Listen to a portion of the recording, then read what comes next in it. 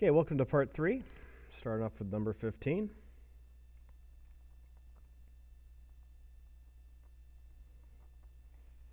Okay, so what we want to do is we want to isolate the cosecant of 3x. So we'll go ahead and add 4/3 radical 3 to both sides. And then we'll divide both sides by 2. Now we take 4/3 divided by 2, you get 2/3.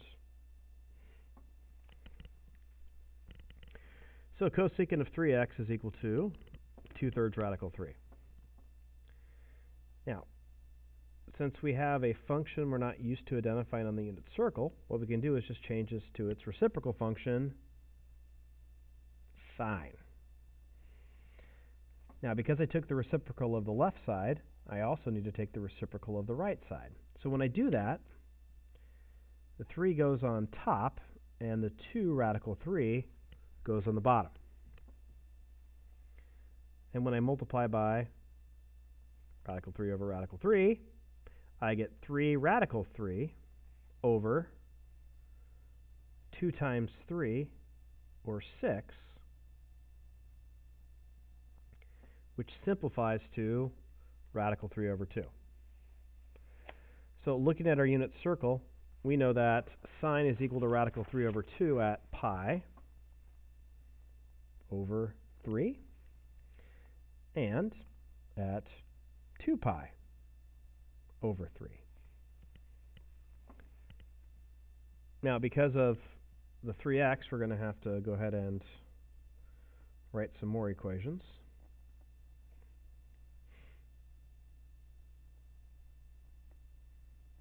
So we'll add 2 pi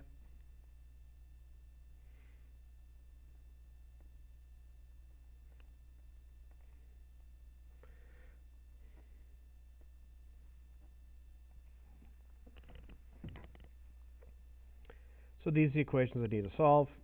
Here we get pi over 9. Here we get 2 pi over 9. Now, when I add this, I get 3x equals 7 pi over 3. So x is 7 pi over 9. I'm sorry, this is supposed to be an equals. My apologies.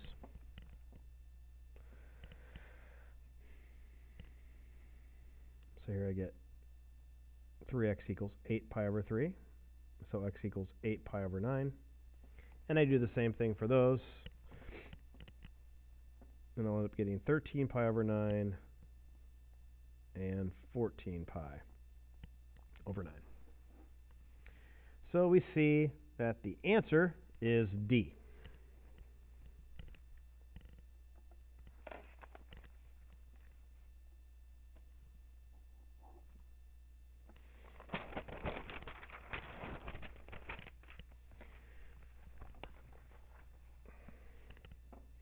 Okay, number 16. We will add 1 to both sides, and then take the square root of both sides, giving us tangent of 3x equals plus or minus 1. Now, tangent is equal to positive or negative 1 at 4 points on the unit circle. At pi over 4, at 3 pi over 4, at 5 pi over 4, and 7 pi over 4. We're also going to have 2 additional set of 4 solutions.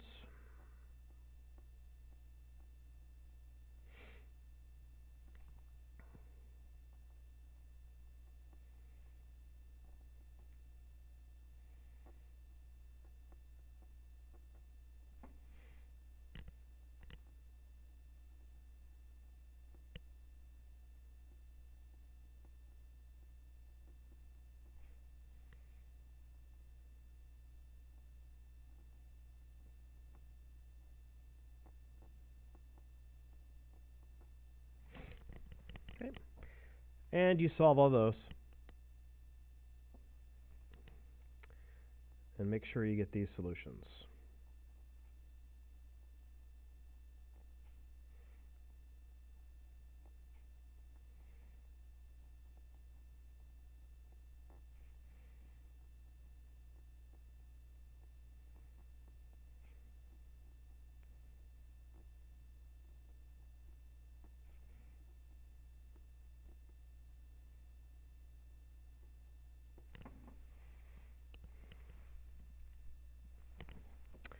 And those are all the solutions to number 16.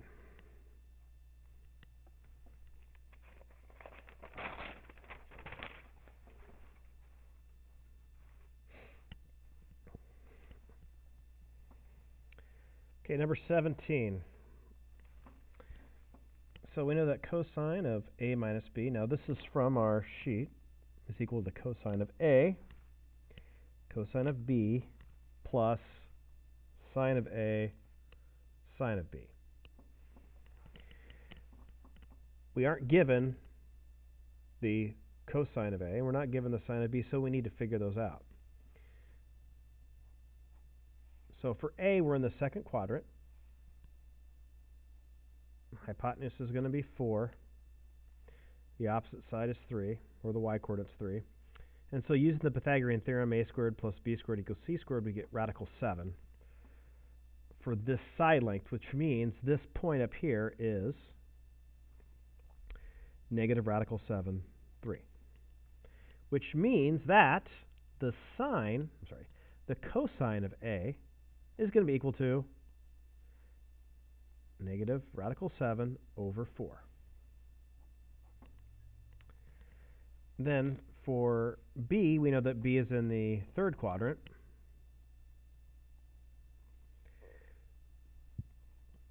This length is 7. This length is 3. So doing a squared plus b squared equals c squared, this length ends up being radical 40, which we can reduce to 2 radical 5. Which means the sine of b is going to be equal to negative 2 radical 5 over 7. Now we've got all 4 values. So the cosine of A minus B, so cosine A, times the cosine of B,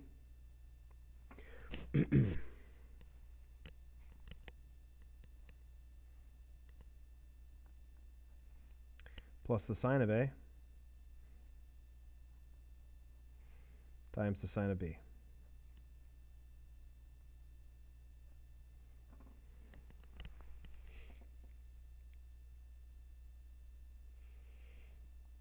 So here we get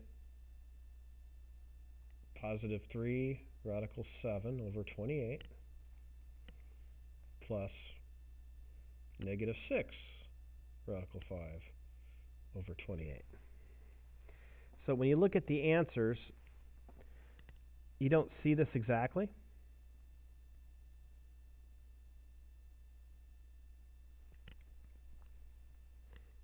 Oh, I'm sorry. This is 2 radical 10. My apologies. So that's a 10, and that's a 10.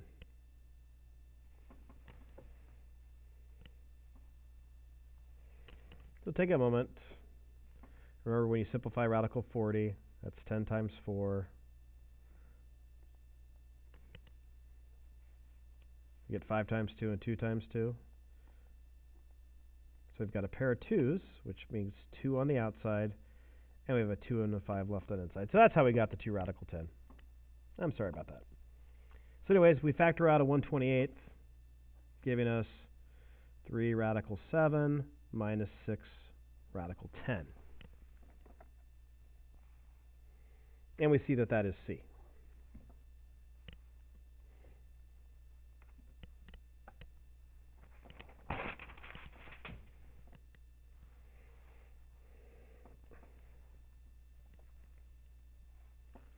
Okay, 18. Find the exact value of cosine of 195 degrees.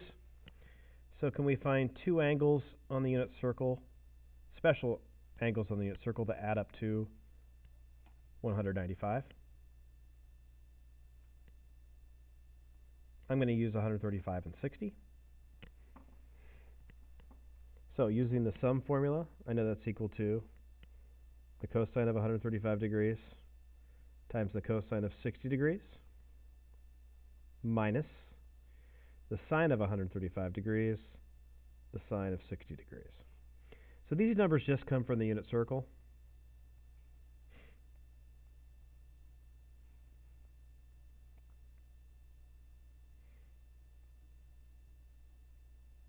That's positive.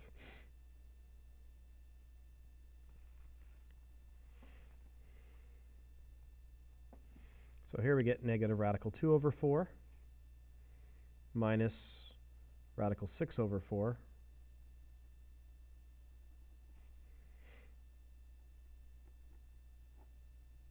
combining it, and we get A.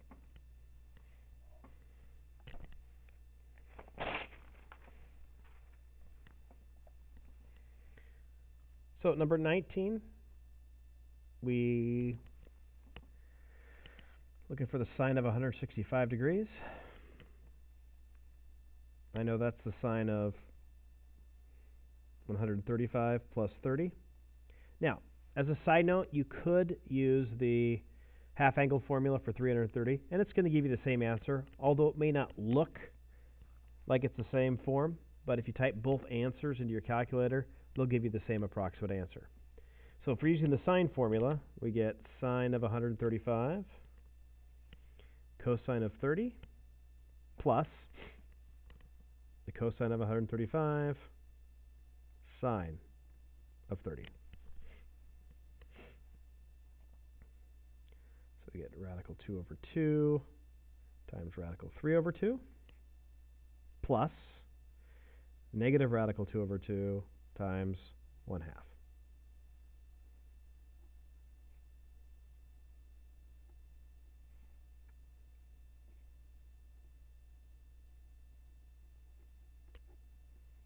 And there's our answer.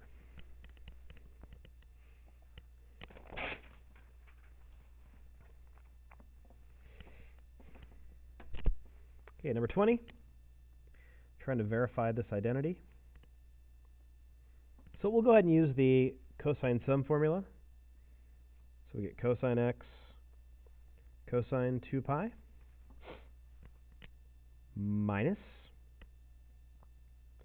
sine x sine of 2 pi. Now, we can't calculate what cosine x is. That's part of our expression. But we can calculate the cosine of 2 pi, which is simply 1. And then here, the sine of 2 pi is 0. So we get cosine x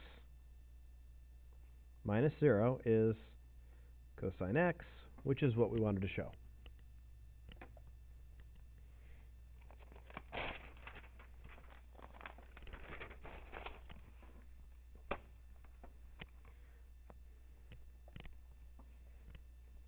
Okay, number 21, we're given the sine of 1/9, and we are in the first quadrant. So making our picture, sine is opposite over hypotenuse. We're looking for x.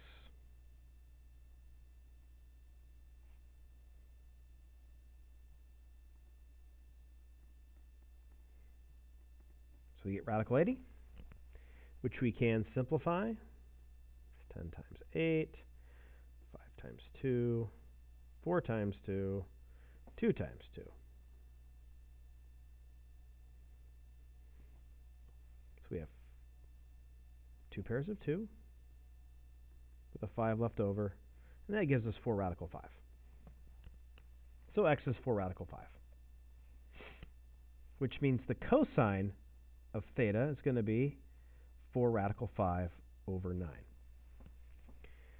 So for the sine of 2 theta, which is 2 sine theta cosine theta,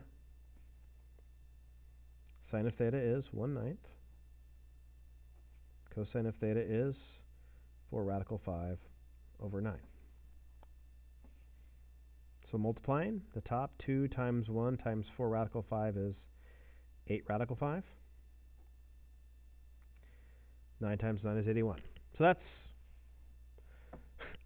nice. Sorry that you couldn't see that. So anyways, that's the sine of 2 theta.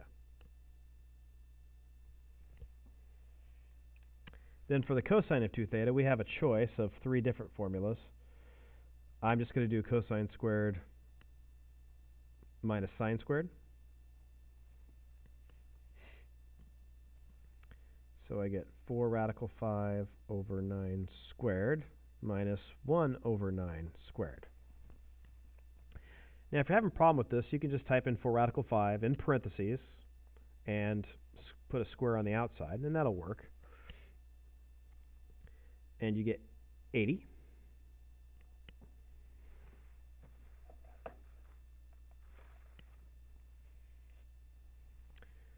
Minus 1 over 81 gives you 79 over 81. And we see that that matches answer D. That's it for part 3.